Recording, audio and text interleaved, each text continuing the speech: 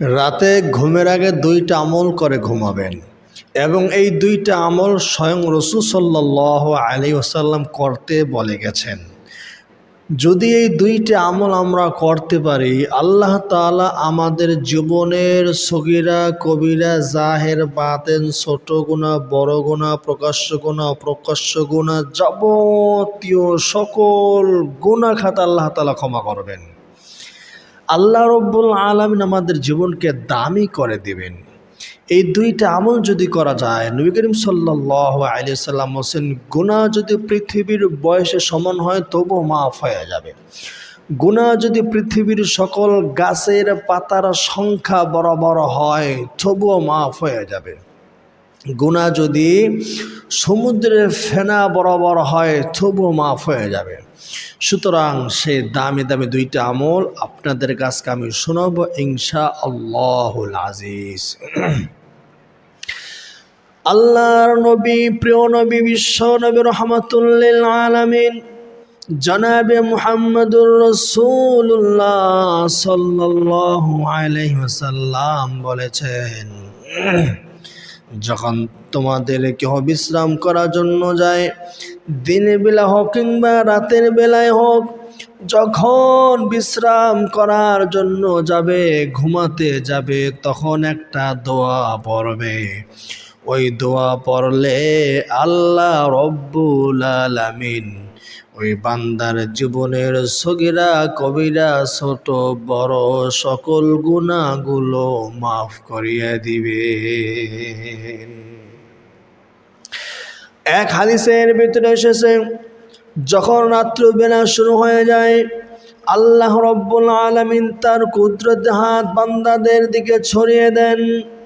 আল্লাহ তাআলা ডাকেন, ও বান্দারা, তোমরা যারা দিনের বেলায় গুনাহ করেছো,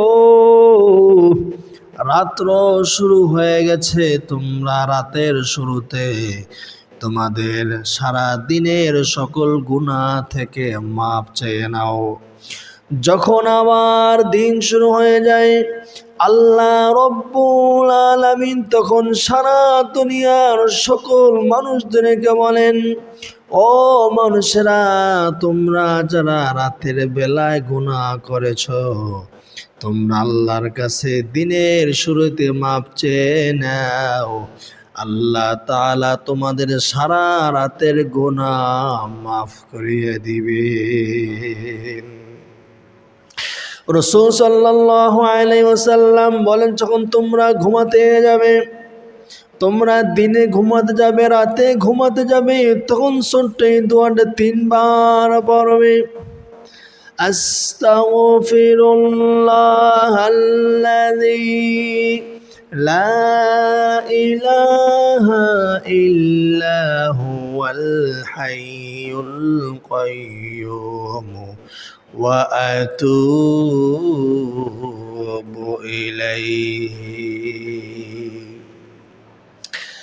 রাসূল সাল্লাল্লাহু আলাইহি ওয়াসাল্লাম বলেন, এই দোয়াটি কেউ যদি 3 বার পরে ঘুমিয়ে যায়, ওই ব্যক্তির গুনাহ যদি পৃথিবীর সকল গাছের পাতার সংখ্যা বরাবর হয়, ওই ব্যক্তির গুনাহ যদি পৃথিবীর বয়সে সমান হয়, ওই ব্যক্তির গুনাহ যদি তার থেকেও বেশি হয়ে যায়, আল্লাহ রব্বুল আলামিন তার সে সকল গুনাহগুলো মাফ করিয়ে দিবেন। আল্লাহু আকবার।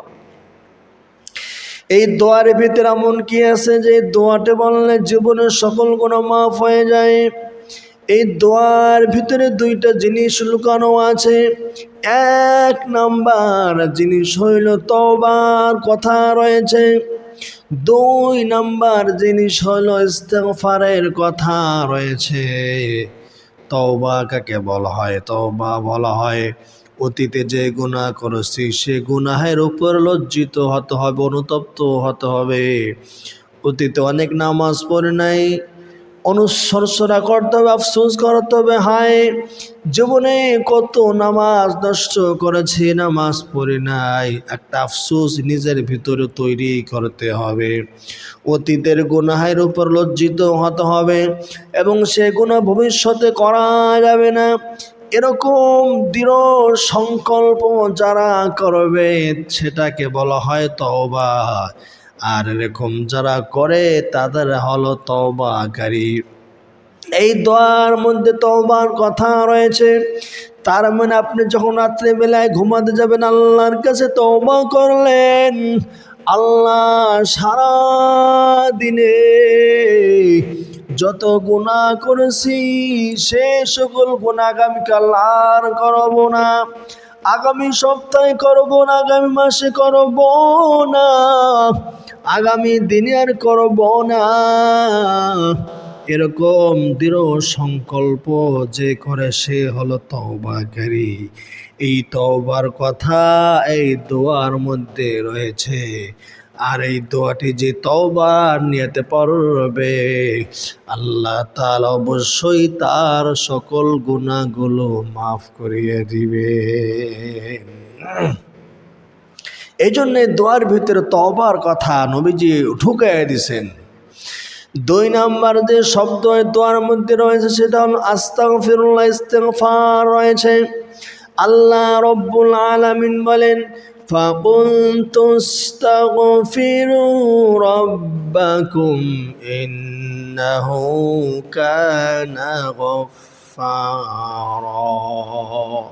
তোমরা ইস্তিগফার করো তোমাদের প্রভুর কাছে, নিশ্চয়ই তিনি ক্ষমাশীল দয়ালু।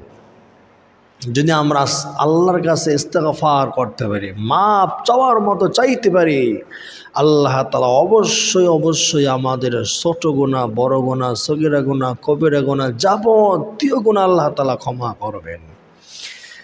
তাহলে প্রথম যে দোয়া আমরা যে আমলটি রাত্রিবেলায় করে ঘুমাবো, এর সর্বপ্রথম আমল হচ্ছে আস্তাগফিরুল্লাহ। ঘুমের আগে আস্তাগফিরুল্লাহ 3 বার করিয়া পড়ব,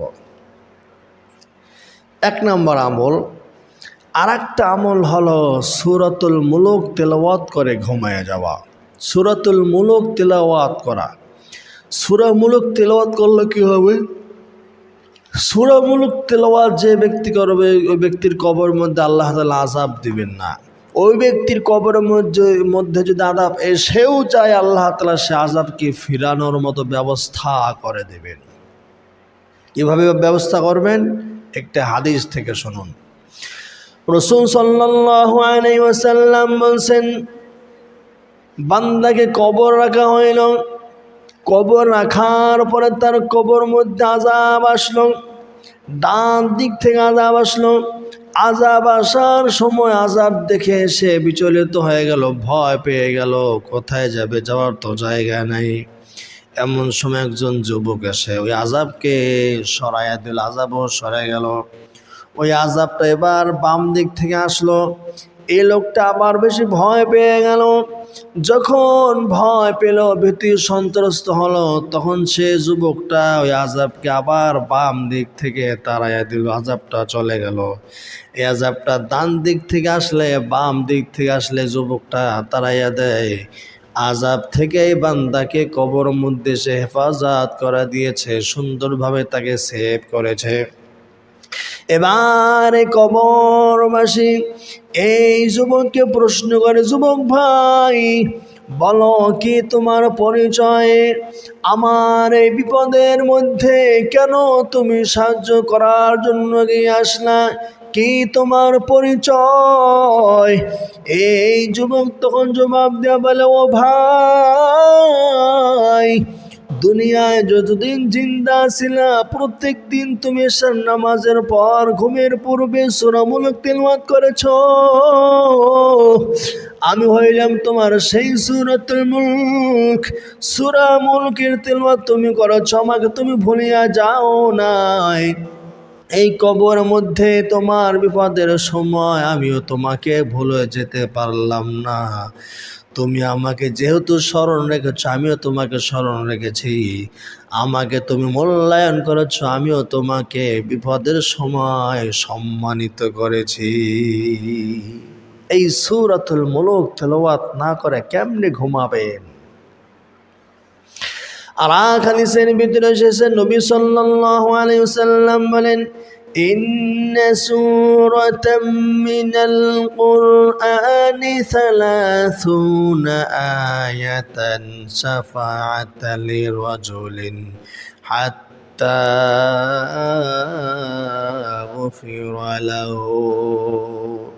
আল্লাহ নবী বলেন যে কোরআন কারীমের মধ্যে 30 আয়াত বিশিষ্ট একটি সূরা রয়েছে।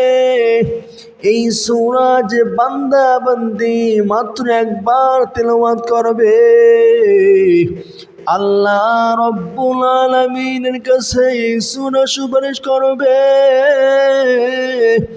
আল্লাহ তোমার এই বান্দা আমাকে তেলাওয়াত করেছে, আমাকে স্মরণ করেছে, তোমার বান্দাকে তুমি মাফ করিয়ে দাও, আমি সুপারিশ করলাম। যখন এই সুপারিশ, যখন কোরআন আল্লাহর কাছে সুপারিশ করিয়া নেয়, আল্লাহ রব্বুল আলামিন তখন এই বান্দাকে মাফ করিয়া দে। সুবহানাল্লাহ। তাহলে সূরাতুল মুলুক আমরা রাত্রেবেলা তেলাওয়াত করব, তারপর ঘুমাতে যাব, এরপর ঘুমাতে যাওয়া যাবে নয়াকারে না।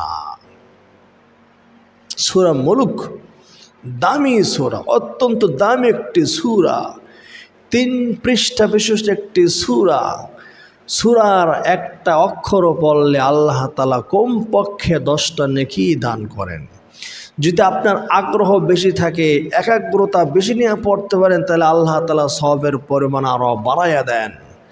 যার যত বেশি আগ্রহ থাকবে তার সওয়াবের পরিমাণ আরও বেশি বেড়ে যাবে। এজন্য রাত্রেবেলা ঘুমের পূর্বে আমরা এই 2টা আমল কন্টিনিউ করব।